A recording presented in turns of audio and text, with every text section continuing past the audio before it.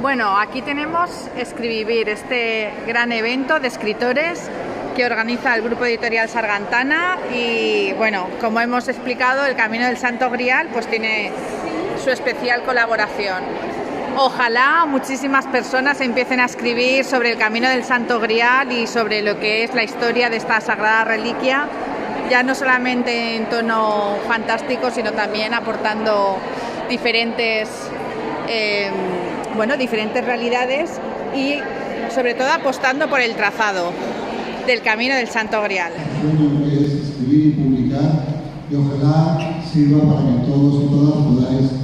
de alguna manera aprender, divertiros, porque es un congreso, como dice su nombre, para los que viven para escribir y también para los que escriben para vivir.